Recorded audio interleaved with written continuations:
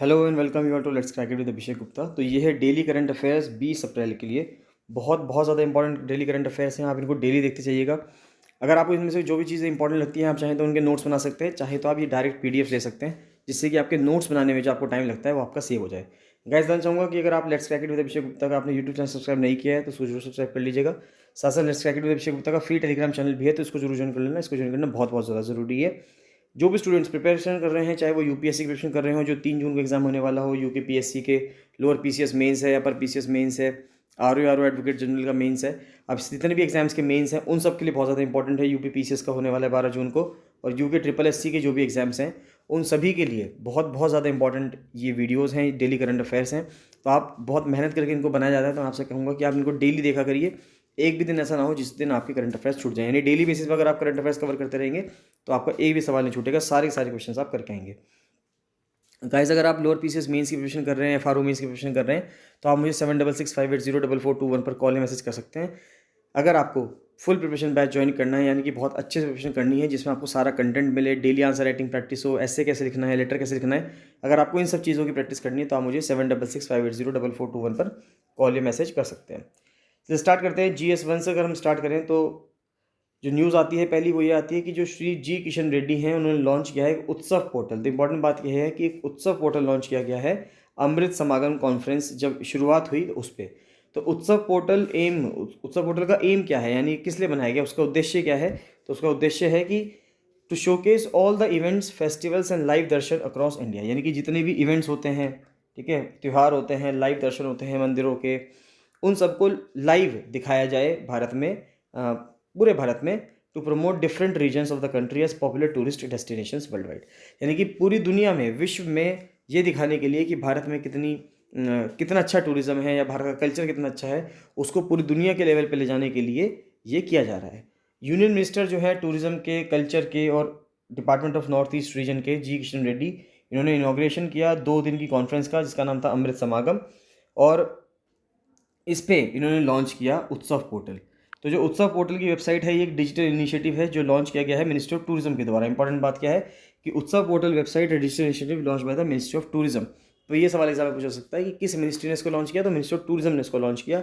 इसका एम था जितने भी इवेंट्स हैं, फेस्टिवल हैं, लाइव दर्शन है, उसको पूरी दुनिया में दिखाना। प्रेसिडेंट ने ग्रीटिंग्स की थी on the eve of Vaisakhi, Vishu, Rongali Bihu, Navavarsha और पुठंदू पिरप्पू। अब देखिए, बात क्या है कि प्रेसिडेंट ने तो ये कर दिया है, लेकिन ये एक ही तरह के त्यौहार है, और ये त्यौहार अलग अलग राज्यों में, भारत में अलग अलग जगहों पे अलग अलग नाम से जाना जाता है। तो जैसे हिंदू नववर्ष जिसको हम बोलते हैं कि हिंदू रिलीजन का, सनातन धर्म का जो नया साल है, जब वो शुरू हो रहा है, तो उसके ऊपर बोला जा रहा है कि जैसे जो वैशाखी है वो पंजाब में होती है, विशु जो है अपना एक मलयाली नया ईयर है जो कि केरला में मनाया जाता है, रोंगाली बिहू असम में मनाया जाता है, नववर्ष वेस्ट बंगाल में, और पुठंदू पिरप्पू ये तमिलनाडु में मनाया जाता है। तो देखिए, नाम अलग अलग हैं लेकिन चीज़ एक ही है, इन सब के पीछे जो कॉन्सेप्ट है वो एक ही है। GS2 की अगर हम बात करें तो ADB ने, जो एशियन डेवलपमेंट बैंक है, आप बताएंगे मुझे कमेंट सेक्शन में कमेंट करके कि ADB कब बना, कब इस्टेब्लिश हुआ, इसका हेडक्वार्टर कहाँ पे है, फिलीपींस में है क्या, तो ये आप मुझे बताएंगे। तो ADB ने फाइनेंस किया है to support urban development in Nagaland. तो नागालैंड में शहरी विकास करवाने के लिए जो वहाँ पे एड दे रहा है, जो वहाँ पे पैसा प्रोवाइड करेगा, पैसा मुहैया करवाएगा, वो कौन करवाएगा, एशियन डेवलपमेंट बैंक करवाएगा। तो गवर्नमेंट ऑफ इंडिया ने और एशियन डेवलपमेंट बैंक ने साइन किया है $2 मिलियन का एक project readiness financing loan for designing climate resilient urban infrastructure, की जो क्लाइमेट रेजिलिएंट होना चाहिए, यानी कि किस तरह से हो कि जो आप कह सकते हैं जो मौसम है, जो क्लाइमेट है, जलवायु है, उसका प्रभाव उस पर ज़्यादा ना पड़े और उसके अनुकूल वो बन सके, यानी कि जलवायु के अनुकूल शहरी बुनियादी ढांचे को डिज़ाइन करने के लिए ADB फाइनेंस करेगा। स्ट्रेंथनिंग इंस्टीट्यूशनल कैपेसिटी और इम्प्रूव करने के लिए म्यूनसिपल रिसोर्स मोबिलाइजेशन, जो वहाँ पर म्यूनसिपैलिटी है उसका रिसोर्स मोबिलाइजेशन करवाने के लिए 16 डिस्ट्रिक्ट हेडक्वार्टर्स में लॉन्च किया जाएगा नागालैंड के। उसके बाद स्वनिधि से समृद्धि स्कीम को लॉन्च किया गया है और 126 शहरों में। इससे पहले 28 लाख स्ट्रीट वेंडर्स जो थे उनकी फैमिलीज़ को इससे फ़ायदा पहुंच चुका है, वो इसके तहत कवर्ड है। स्वनिधि से समृद्धि ये एक एडिशनल प्रोग्राम है PM स्वनिधि का। तो देखिए, PM स्वनिधि जो है एक स्कीम लॉन्च की गई थी 2020 में प्रेसिडेंट नरेंद्र मोदी गवर्नमेंट के द्वारा। इसका मतलब था कि प्राइम मिनिस्टर स्ट्रीट वेंडर्स, है ना, अवेयरनेस या आत्मनिर्भरता प्रोग्राम के रूप में इसको चलाया गया था। जो स्ट्रीट वेंडर हैं, यानी कि जो सड़कों पे आप कहते हैं स्ट्रीट वेंडिंग करते हैं, यानी ठेलियाँ लगाते हैं और उस पर जो सामान बेचते हैं, तो उनके लिए ये स्कीम को लॉन्च किया गया था। तो वॉज लॉन्च्ड ऑन 4 जनवरी 2021। यानी जो स्वनिधि से समृद्धि है, ये PM स्वनिधि के अंदर इसके अंडर आप कह सकते हो लॉन्च किया गया था 2021 में। शुरू में 125 शहरों को इसमें कवर किया गया फ़ेज़ 1 में, और अब बाद में 126 शहरों को और ऐड किया जा रहा है। Ministry of housing and urban affairs MOHUA, यानी जो मिनिस्ट्री ऑफ हाउसिंग यानी कि शहरी और जो घर और शहरी विकास मंत्रालय की अगर मैं बात करूं, तो वो इसको इम्प्लीमेंट कर रहा है prime minister street vendors Atmanirbhar Nidhi को। ये अपना में एक सेंट्रल सेक्टर स्कीम है। सेंट्रल सेक्टर का मतलब क्या हुआ कि इसको जितना भी इसमें वित्त पोषण होगा, जितना भी इसमें पैसा आएगा, वो सबका सब कौन देगी? सेंट्रल गवर्नमेंट देगी।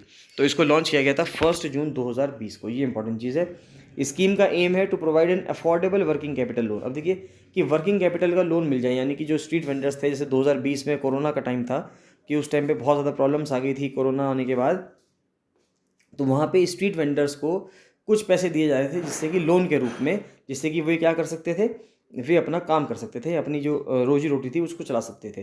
To street vendors and has successfully cross the 30 lakh mark. Svanidhi से Samriddhi programme was started to provide social security benefit. Social security benefit provide करने के लिए स्ट्रीट वेंडर्स को for their holistic development and socio economic upliftment, कि उनका holistic development हो, समग्र विकास हो, और सोशियो इकोनॉमिक अपलिफ्टमेंट हो, यानी कि समाज में और पैसे के रूप में दोनों, अर्थव्यवस्था के रूप में, आर्थिक रूप में भी और सामाजिक रूप में भी, दोनों के तरीके से उनका अपलिफ्टमेंट होना चाहिए, उनका उत्थान होना चाहिए। द प्रोग्राम, इस प्रोग्राम के 2 अचीवमेंट हुए, यानी कि 2 तरह से अचीवमेंट हुआ, 2 तरह से सक्सेसफुल हुआ ये प्रोग्राम। पहली बात तो एक सेंट्रल डेटाबेस मिल गया कि कितने स्ट्रीट वेंडर्स हैं भारत में, कहाँ कहाँ पे हैं, कौन कौन स्ट्रीट वेंडिंग का काम करते हैं।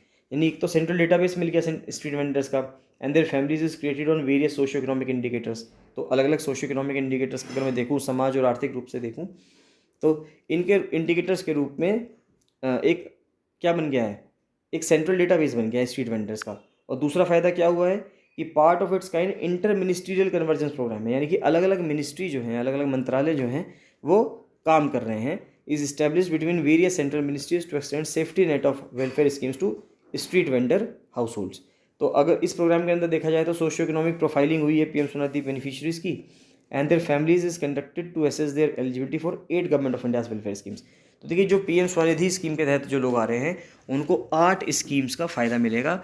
वो 8 स्कीम कौन कौन सी हैं? एक तो है प्रधानमंत्री जीवन ज्योति बीमा योजना, फिर सुरक्षा बीमा योजना, फिर प्रधानमंत्री जनधन योजना, उसके बाद आती है registration under building and other construction workers, यानी कि भवन और अन्य निर्माण जो श्रमिक रोजगार का विनियमन और सेवा की शर्तें अधिनियम जो है उसके तहत पंजीकरण होगा।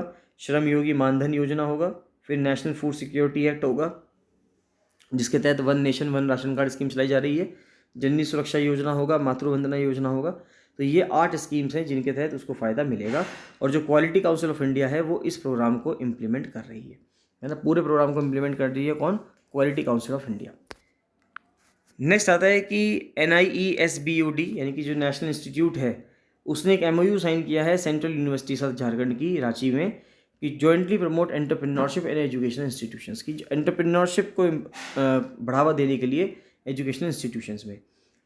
तो national institute for entrepreneurship and small business development ये एक ऑटोनोमस इंस्टीट्यूशन है मिनिस्टर ऑफ स्किल डेवलपमेंट और एंटरप्रेन्योरशिप में, उसने MOU साइन किया है Ranchi with the goal of identifying mutual collaboration opportunities की, जो म्यूचुअल कोलैबोरेशन हो सके, यानी कि दोनों आपस में सहमत और कोलैबोरेशन हो जाए। And promoting entrepreneurship in technical and professional education in India, जो टेक्निकल एजुकेशन है भारत में और जो प्रोफेशनल एजुकेशन है उसमें एंटरप्रेन्योरशिप निकल के आए, तो उसके लिए स्टेप्स लिए जा रहे हैं, MOU किया जा रहा है। नेक्स्ट आता है कि कैबिनेट ने, देखिए ये कुछ MOU साइन हुए हैं तो वो इंपॉर्टेंट है, सीधे सीधे पूछ लेता है कि ये MOU भारत ने किस देश के साथ किया। तो एक मेमोरेंडम ऑफ कोऑपरेशन साइन हुआ है इंडिया और जापान के बीच में कि जो डोमेस्टिक वेस्ट वाटर है उसका मैनेजमेंट करने के लिए। वेस्ट वाटर का मतलब क्या है कि जो पानी, खराब पानी निकलता है, चाहे किचन वेस्ट में से निकले, चाहे आप जो हाथ धोते हैं उसमें से निकले, नहाने के बाद जो आप पानी वेस्ट होता है उसमें से निकले, जितना भी ये वेस्ट वाटर जा रहा है, तो इसको किस तरीके से इससे निपटान किया जाए, डिसेंट्रलाइज तरीके से किस तरह से काम किया जाए। तो इंडिया ने जापान के साथ मदद की है, जापान के साथ MOU साइन किया है कि जापान जो है अपनी टेक्नोलॉजी, अपने तरीके जो है भारत को प्रोवाइड करेगा। फिर कैबिनेट ने एक बायलेटरल MOU साइन किया है सेबी के बीच में, जो भारत की securities and exchange board of India है, और एक मैनिटोबा सिक्योरिटीज़ कमीशन है कनाडा का।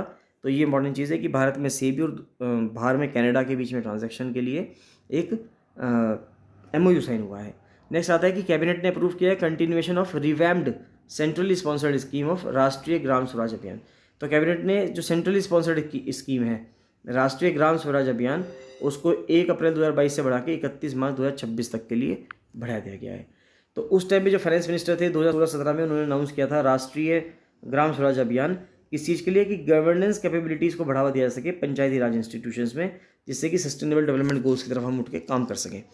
तो इस अनाउंसमेंट में जो रिकमेंडेशंस थी कमेटी की, जो कमेटी बनाई गई थी, जो चेयरमैन था उसका कौन, वाइस चेयरमैन नीति आयोग का, तो नीति आयोग का जो वाइस चेयरमैन था उसके अंडर में एक कमेटी बनाई गई थी जो सेंट्रली स्पॉन्सर्ड स्कीम है RGSA, यानी कि राष्ट्रीय ग्राम स्वराज योजना या अभियान कह दो। तो ये जो इसको अप्रूव किया गया था 2018 में, तो पहले 2018 से 2022 तक इम्प्लीमेंटेड थी, अब 2022 से बढ़ा के इसको 2026 तक इम्प्लीमेंट करवाया जाएगा। कुछ प्रीलिम्स के लिए फैक्ट्स देखें तो देखिए NMDC जो है, नेशनल मिनरल डेवलपमेंट कॉर्पोरेशन, जो कि मिनिस्ट्री ऑफ स्टील के अंडर आती है, उसको 80वां स्कॉच समिट 2022 का अवार्ड मिला है। तो 80th जो स्कॉच समिट है उसको ये प्राइज़ मिला है। ये मिलता कहाँ से है, भारत में मिलता है, स्कॉच न्यू दिल्ली में। इसकी जो थीम थी स्कॉच की वो थी state of BFSI and PSUs। तो BFSI का मतलब है बैंकिंग, फाइनेंशियल सर्विसेज और इंश्योरेंस, और PSU तो आप सब लोग जानते होंगे, इसका मतलब है पब्लिक सेक्टर अंडरटेकिंग, यानी कि जो सरकार का उपक्रम है, पब्लिक सेक्टर अंडरटेकिंग है, उसके लिए। तो that's all for current affairs of 20 अप्रैल। देखिए ये थे सभी 20 अप्रैल के करंट अफेयर्स। आप इनको बहुत अच्छे से पढ़ते चलिएगा, नोट्स पढ़ते चलिएगा। अगर आपको ये नोट्स लेने हैं तो आप मुझे 7665804421 पर कॉल या मैसेज कर सकते हैं और ये नोट्स ले सकते हैं। चलिए मिलते हैं नेक्स्ट वीडियो में। So thank you, bye bye.